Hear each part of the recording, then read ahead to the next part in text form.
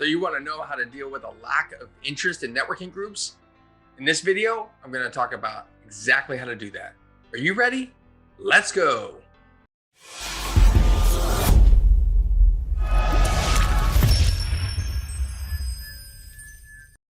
Hey there, my name is Matt Ward, and I help service-based business professionals get more word-of-mouth referrals in their service-based business through coaching, consulting, and professional speaking.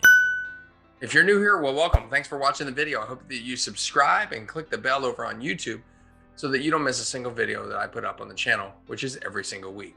Before I get to this week's video, I want to remind you that I wrote a book in October of 2021. It's my second book.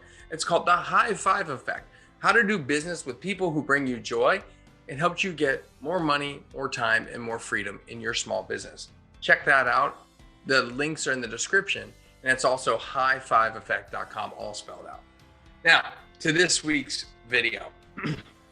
How do you deal with lack of interest in networking groups? Look, so often you might go to a networking group and actually be a member of a networking group and realize you're not getting much out of it. And so you start to get frustrated. You wonder, why are you even going? And typically what this comes down to is that you're trying to do the necessary activities really that are required, not by an organization that runs a networking group, but they're required to make a networking group effective. For instance, having coffee meetings, lunch meetings, one-to-one meetings with members of the group to learn more about them so that they can learn more about you, so that you can refer them, so that they can refer you, right?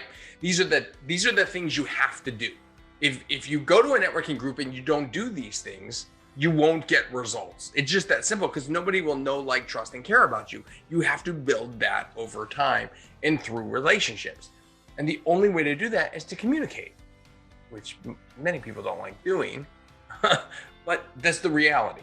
So what I have found is that typically there are many people involved in networking groups that just seem to show a lack of interest. They don't respond to your requests to meet, and they just don't seem motivated. And perhaps it's because they feel like they can't refer you. So why do they need to know? Maybe it's because somebody in their life, their significant other, does the same service as you. For perhaps you're a financial advisor and they're married to or dating a financial advisor. And so just in their head, they're like, why would I spend any time with you? So there's two ways you deal with this. The first of which is consistency. You have to continually reach out to these people actively on a regular basis and at an interval tighter than you traditionally would with other people, showing them that you are interested in learning about them. And when you reach out, make sure you're clear that you want to know more about them so that you can refer them, right? Because what's in it for them is how they're going to be thinking. And there's a second tactic you can use in the group, which is when it's your opportunity to speak in the group, make it clear that you're interested in meeting with everybody of the group one-on-one. And you'd like to start with Jane Doe or John Doe and call out a name. That individual will now be put on the spot professionally and will need to respond to you, right? Typically, right in that moment. And they'll say something like, oh yeah, let's get that on the calendar.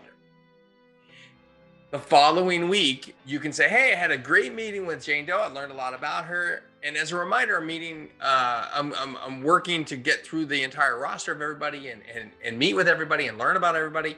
And this week, John Doe, I'd like to meet with you. And now you call John Doe out. Eventually, people are going to realize their name's coming up and they don't have a choice. They can't hide, right?